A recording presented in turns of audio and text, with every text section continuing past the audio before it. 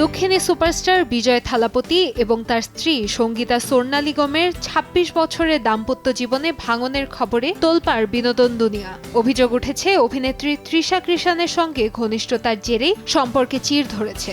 ইতোমধ্যেই আইনি বিচ্ছেদের জন্য আদালতে আবেদন করেছেন থালাপতির স্ত্রী।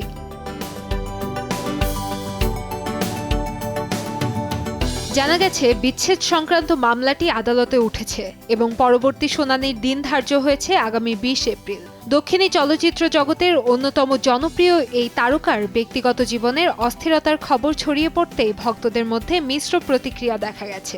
একাংশ তার পাশে দাঁড়িয়েছেন, অন্যদিকে সমালোচনার সুরও শোনা যাচ্ছে।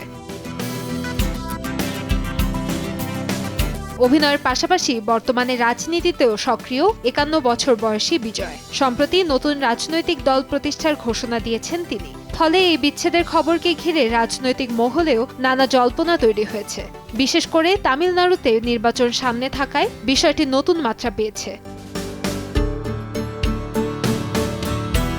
১৯৯৯ সালে সঙ্গীতার সঙ্গে বিবাহ বন্ধনে আবদ্ধ হন বিজয়। দুটি সন্তান রয়েছে তাদের। ব্যক্তিগত জীবনের টানাপোড়েনের মধ্যেও জনসেবায় সক্রিয় থাকার ইচ্ছার কথা আগেই জানিয়েছেন তিনি। তার কথায়, ভক্তদের ভালোবাসায় তার সবচেয়ে বড় শক্তি, আর সেই শক্তিকেই সঙ্গী করে ভবিষ্যতে এগিয়ে যেতে চান তিনি। কান্তাময়ী স্নেহা, সময় সংবাদ, ঢাকা।